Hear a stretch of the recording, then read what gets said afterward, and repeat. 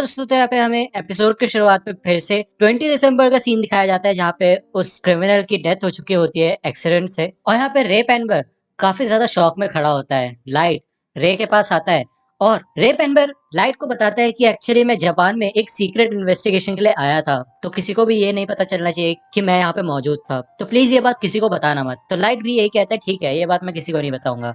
जब रे वहां से चला जाता है तो लाइट मन में यही बोलता है कि वैसे भी मैं भी नहीं चाहता कि मेरे डैड को या फिर पुलिस को ये बात पता चले कि तुम मुझसे मिले थे, वरना मुझ पे ही शक जाएगा। और वैसे भी पुलिस इस एक्सीडेंट को नॉर्मल एक्सीडेंट की तरह ही देखेगी। यहाँ पे हमें रे पेनबर के घर का सीन दिखाया जाता है और वहाँ पे उसकी फियोन्से होती है। जब रे घर पे आता है तो वो काफी थका थकाया लगता है और रे अपनी फियोन्से को बताता है कि क्या हुआ था। यहाँ पे उसकी फियोन्से बोलती है कि तुम्हें नहीं लगता कि उसका मरना काफी ज्यादा अजीब बात है, और तुम तो अपनी इन्वेस्टिगेशन कर रहे थे है ना। तो हो सकता है कि इतने में रे उसको शांत कर देता है और कहता है कि मैं जानता हूँ तुम पहले एक एफबीआई एजेंट रह चुकी हो, लेकिन ये कीरा का केस काफी ज्यादा खतरनाक है, इसलिए शांत रहो। तुम्हें याद है ना, तुमने मुझसे वादा किया था कि तुम ये सारी चीजें छोड़ दोगी, तभी मैं तुम्हारे डैड से शादी के बारे में बात करूंगा, है ना। यहाँ पे दूसरी ओर हमें लाइट के घर का सीन दिखाया जाता है और ryuk पूछते हैं आप क्या करोगे, उस एजेंट का नाम लिखोगे, उसे मारोगे। तो लाइट कहते हैं नहीं, एक हफ्ते बाद, क्योंकि तब तक वो किसी और को भी इन्वेस्टिगेट कर लेगा। अगर मैं अभी उसे मार दूंगा तो मेरे ऊपर ही शक जाएगा, लेकिन तब तक मैं एल के साथ थोड़ा खेल लेता हूँ। यहाँ वतारी एल को कांटेक्ट करता है और कहता है कि एक और विक्टिम मरा है और उसने भी एक मैसेज छोड़ा है, और उस लेटर के ऊपर लिखा होता है गॉड्स ऑफ डेथ यानी कि शिनिगामी।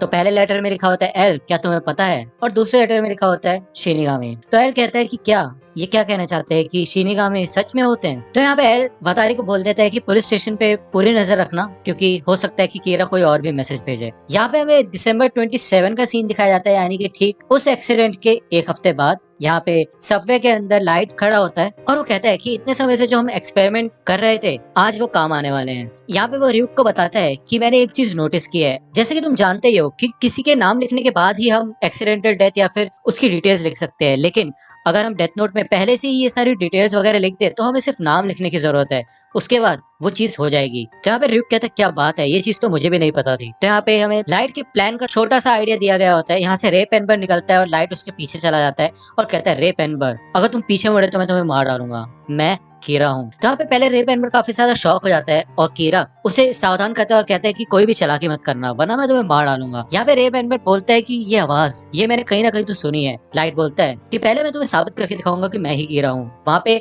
चश्मे में एक आदमी होता है एक कॉफी शॉप पे।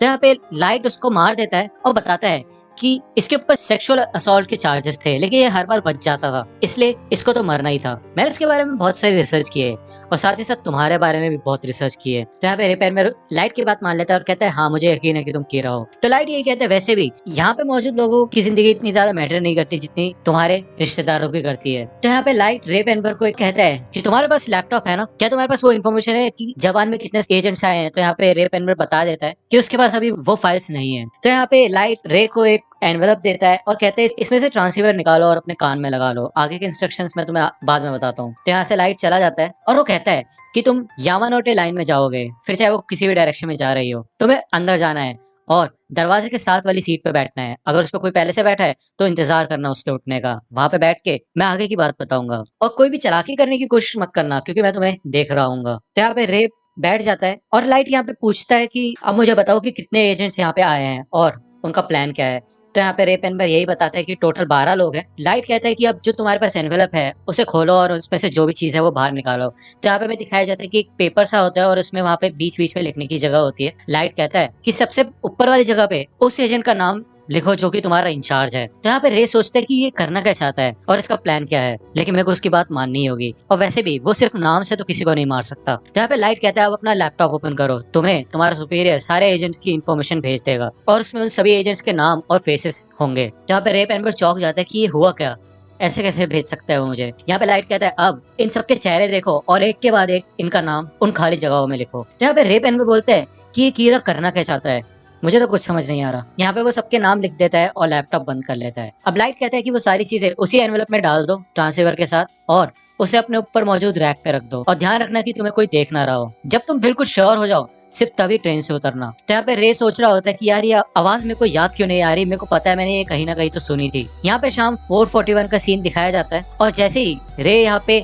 ट्रेन से बाहर निकलता है उसको हार्ट अटैक आता है और वो नीचे गिर जाता है। वो यहाँ पे गिरते हुए पीछे पलटता हुआ देखता है और उसे दिखता है कि लाइट ने वो एनवेलप उठा लिया होता है और रे यहाँ पे बोलता है लाइट यागमी, और लाइट कहता है अलविदा रे पेनबर, और इधर रे पेनबर मर जाता है। और हमें बताया जाता है कि रे पेनबर ने वो सारे के सारे नाम डेथ नोट पे ही लिखे होते हैं और उसे पता भी नहीं था कि वो अपने ही दोस्तों को मार रहा है। सबसे पहले वाली जगह पे उसका सुपीरियर का नाम लिखने से उसने कॉज लिखा था कि वो अपने सारे के सारे FBI एजेंट्स को सारे एजेंट्स की फाइल भेजेगा और उसके बाद हार्ट अटैक से मरेगा। वहीं दूसरी ओर बाकी एजेंट्स के आगे लाइट ने लिखा होता है कि एक बार उन्हें वो सारी फाइल्स मिल जाएंगी, उसके बाद वो सारे के सारे मारे जाएंगे। अब यहाँ पे आप समझ ही पा रहे होंगे कि लाइट ने सबको फाइल भेजने के लिए इसलिए कहा क्योंकि अगर सिर्फ रे पेनबर के पास फाइल गई होती तो इजीली सबको शक हो जाता कि रे पेनबर जिनको इन्वेस्टिगेट कर रहा था वही गिरा हो सकता है, इसलिए शक को बांटने के लिए उसने सबको ही सेम फाइल भिजवाई। यहाँ पे दूसरी ओर हमें एल का सीन दिखाया जाता है और उसे इन्फॉर्मेशन मिलती है कि सारे के सारे एजेंट्स मारे गए हैं और सबके सबको हार्ट अटैक आया था। इसका मतलब कीरा ने ही उनको मारा है। एल मुझे माफ करना, लेकिन FBI अब तुम्हारी मदद नहीं करेगी। तो यहाँ पे चीफ यागामी भी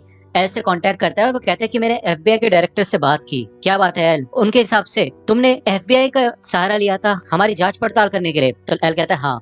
तो चीफ कहता है कि इसका क्या मतलब हुआ? इसका मतलब तुम हम पे शक कर रहे हो? तो एल कहता है मेरे हिसाब से ये करना जरूरी था असली कीरा को पकड़ने के लिए। तो यहाँ पे चीफ गुस्सा हो जाता है और वो कहता है कि तुम ऐसा कैसे कर सकते हो, तुम अपने ही साथियों पे शक कर रहे हो। तो यहाँ पे बाकी मेंबर्स भी यही कहते हैं कि हम एल पे भरोसा नहीं कर सकते और वो कहते हैं कि कीरा ने उन एजेंट्स को भी मार दिया जो कि क्रिमिनल्स भी नहीं थे। इसका मतलब कीरा सच में एक मर्डरर ही है। तो यहाँ पे एल को मैसेज आता है कि एक और विक्टिम ने मैसेज छोड़ा है और यहाँ पे लेटर पूरा हो जाता है कि एल क्या तुम्हें पता है कि शिनिगामी सेब खाते हैं। तो यहाँ पे एल को गुस्सा आता है और दूसरी ओर हमें रे पेनबर के फियांसे का सीन दिखाया जाता है और वो यहाँ पे बैठ के रो रही होती है और उसे समझ आ जाता है कि कीरा ने ही रे पेनबर को मारा है। या दूसरी ओर हमें लाइट यागामी की फैमिली का सीन दिखाया जाता है और यहाँ पे चीफ यागामी बोलता है कि मैं ये बात सीक्रेट नहीं रख सकता, वैसे भी ये बात तुम्हें कभी ना कभी पता चली जाती, मैं तुम्हें कुछ बताना चाहता हूँ। इस समय मैं कीरा इन्वेस्टिगेशन का इंचार्ज हूँ। तो यहाँ पे सायो बहुत ज्यादा खुश होती है और कहती है आप तो अमेजिंग हो डैड। तो चीफ कहते हैं नहीं, बात वो नहीं है, बात यह है कि कल 12 FBI एजेंट्स को कीरा ने मार दिया जिनको जापान भेजा गया था। तो इसका मतलब यह है कि कीरा उन सबको मार सकता है जो कि